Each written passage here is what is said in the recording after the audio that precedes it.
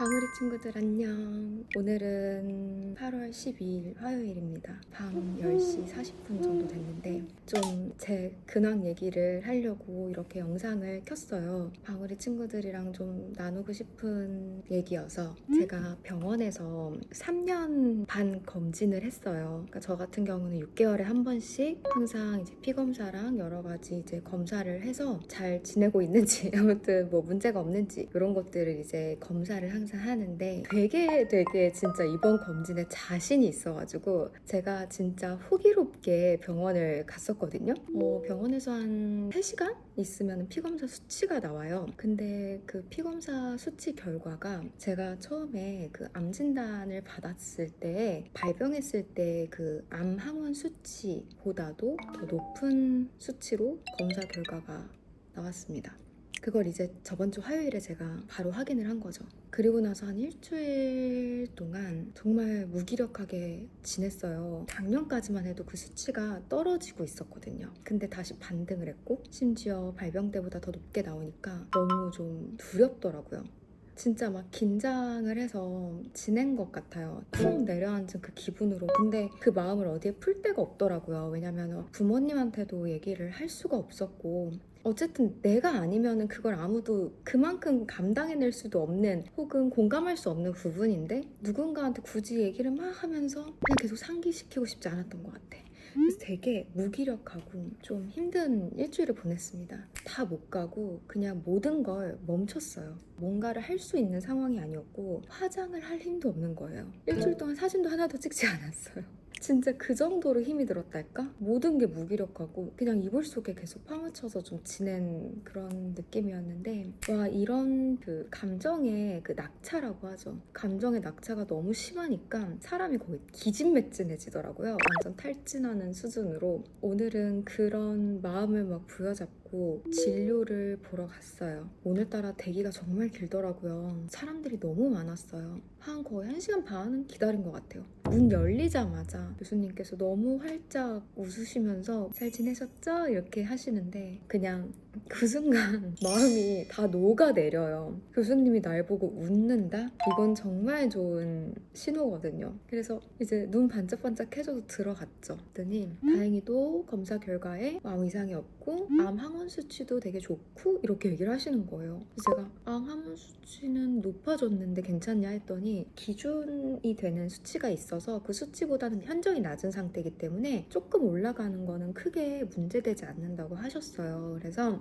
괜찮고 완전 3년 반이지만 100점이다 이렇게 딱 얘기를 해주시는 거예요. 그냥 너무 감사합니다 하고 나왔죠. 나왔는데 다리에 힘이 쫙 풀려가지고 의자에 그냥 앉아 있었어요. 정말 기쁘고 막 너무 홀가분했거든요. 근데 이상하게 그렇게 딱 이제 안심이 되는 그 순간에 갑자기 그 잡생각들이 막 들어오는 거예요. 뭔가 마음이 너무 헛헛하다고 해야 되나? 고되고 약간 이런 감정들이 되게 이상하게 동시에 오더라고요. 참 사람이 간사하죠. 뭔가 이렇게 긴장했다가 긴장이 딱 풀리니까 그런 고된 마음들이 불쑥 올라오더라고요. 그래서 오늘은 진짜 생각이 정말 많았어요. 제가 이제 37살이지만 살다 보면 정말 이런 날들이 너무너무 많겠구나. 뭔가 내 의지나 노력만으로는 진짜 어쩔 수 없는 순간들이 계속 이렇게 찾아오겠지? 왜냐면 이거는 제가 어떻게 할 수 있는 일이 아니잖아요. 도무지 이유조차 알 수 없는 이런 고통들이 앞으로도 또 있을 수 있는 이런 순간들을 제가 계속 겪어내고 있다고 생각을 하니까 여러 가지 생각이 들더라고요. 제가 요즘에는 좀 감정이 이렇게 좋지 않으니까 누군가 대화를 하고 막 이러기보다는 혼자서 고요히 있는 시간들이 되게 많았거든요. 이제 알고리즘은 또 기가 막히게 알잖아. 여러 가지 이제 자아성찰에 대한 어떤 릴스를 되게 많이 올려주더라고요. 그래서 보는데 정말 이렇게 좀 버티기 힘든 그런 시기에도 결국 이렇게 좀 아프고 이런 슬프고 고통스러운 것도 내 삶의 좀 한 부분인 거를 인정을 하고 살아야 된대요. 내 삶은 이런 삶이지 하고 그냥 묵묵히 걸어 나가는 것밖에 할 수 있는 게 없다고 하더라고요. 너무 팩폭이면서도 맞는 말이랄까? 그래서 되게 이상하리만치 좀 위안이 됐어요. 그 글을 보고.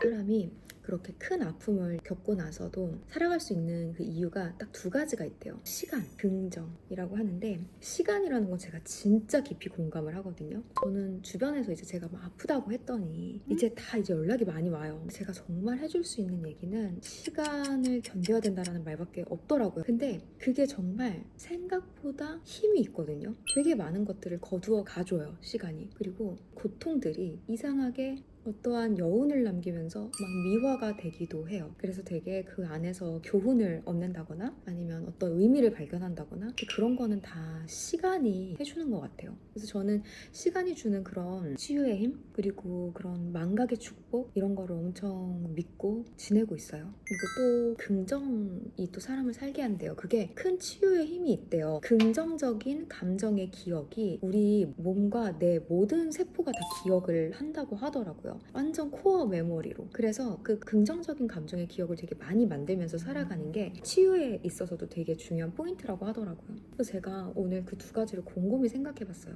근데 일상으로 복귀를 하기 위해서 예를 들어 머리가 막 빠졌어. 그래서 머리를 막 잘 기르고 막 모발 건강을 챙기고 아니면 막 교수님이 살 찌지 말라고 하셨으니까 운동을 한다거나 피부도 까매지거든요. 그래서 막 미백을 위한 노력을 한다던가 외적으로나 내적으로나 어떤 업무적으로도 일상으로 돌아가려는 노력을 제가 많이 했었단 말이죠. 그러다 보니까 물론 감사한 순간순간들이 되게 많이 있었긴 했지만 스스로 되게 긍정을 만들면서 그거를 감정적으로 좀 이렇게 기억하기 위한 어떤 행동들을 되게 많이 만들고 살지 않았다라는 생각이 좀 들더라고요. 일상으로 너무 복귀를 하고 싶다 보니까 너무 일상스럽게 산 거예요. 그게 너무 소중했기 때문에 그렇게 살아왔는데 이제는 쭉 돌아보니까 너무 일상이었더라. 약간 이런 이상한 생각이 들더라고요. 그래서 이제부터는 좀 긍정적인 그런 감정의 기억들을 하나하나 만들고 살아야겠다라는 그런 생각도 많이 했어요. 별거 아니잖아요, 사실. 강아지 안고 자는 거, 강아지랑 같이 바다에 가보는 거, 약간 길거리에 있는 떡볶이 먹어보는 거, 약간 사치 부리는 거 있잖아요. 일상 사치 부리는 거. 되게 뭔가 재밌고 즐거운 이런 감정들을 느낄 수 있는 소소한 일탈과 소소한 낭만을 좀 추구하면서 살아봐야지. 그래서 제가 이 일주일 동안 진짜 많은 생각을 하면서 버킷리스트를 좀 만들어가지고 해보려고 하고 있어요. 우리 방울이 친구들도 아마 버킷리스트를 다 가지고 있을 수도 있는데 저는 제 선에서 생각할 수 있는 버킷리스트는 뭐 대단한 것들은 아니었어요. 사실 낭만이라고 생각하는 게 비 맞고 걷는 거 그리고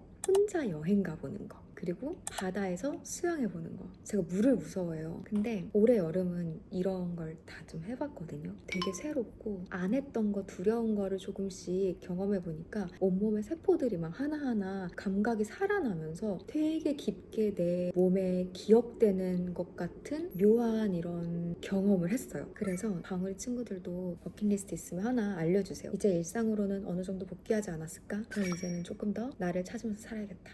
어쨌든 참 이번 일주일 동안 어느 때보다도 마음이 무거웠는데 인스타에는 계속 글을 올리기도 했어요. 그러면서 드는 생각이 다른 사람들이 다 제가 아팠는데도 불구하고 어떻게 그렇게 티가 안 나요? 언제 가발이었는데요? 전혀 티가 안 나던데? 아픈 거 맞아요? 맨날 돌아다니던데? 막 이런 생각을 하면서 묻는 분들도 좀 계시고 제가 친구들한테 얘기하거든요. 인스타그램 같은 경우는 거의 나의 행복 모먼트의 쇼케이스다. 딱 이 사각형 안에 내가 나누고 싶은 좋은 기억들을 남기는 거죠. 그러니까 아주 선택적이고 선별해서 남길 수 있는 모습들인 거예요. 근데 그걸 보고 그 사람의 삶을 다 알 수 있는 거 아니잖아요. 실제는 상당히 다르거든요. 너무나 불안전하고 좀 힘든 날도 많고 화나고 짜증나고 어려운 일들도 되게 많고 그냥 이런 게 되게 다 뒤섞여가지고 되게 단단한 어떤 삶을 이뤄가는 건데 사실 인스타그램이나 이런 거 보면 잘 모르니까 그쵸? 제가 아는 언니를 만났는데 다른 사람들은 다 이렇게 행복해 보이는데 나는 왜 이러지? 막 이런 얘기를 제가 언니한테 했거든요. 또 언니가 다른 사람들은 널 보면서 그렇게 생각할 수도 있어 이러는데 되게 많은 생각이 들었어요. 그래서 혹시나 지금 이 영상을 보고 있는 방울이 친구들도 뭔가 좀 이렇게 힘든 시간들을 견디고 있다 막막하다 이런 생각이 드는 분들이 있다면 그래도 조금의 위로를 좀 느꼈으면 하는 마음이 있어요.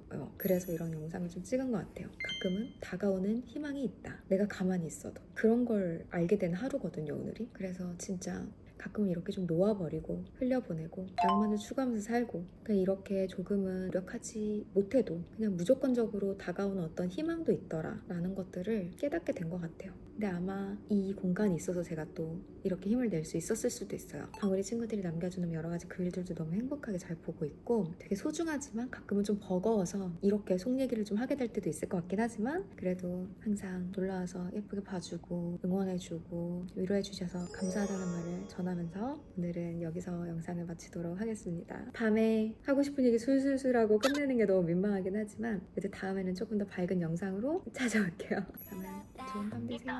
안녕. 쓰는 건 절대 못 참지. 옷 한 벌 사면 기분 업되지. 가을이 겨울이 광복이란 하루가 영화 같아 짠 하고 웃어 설렁설렁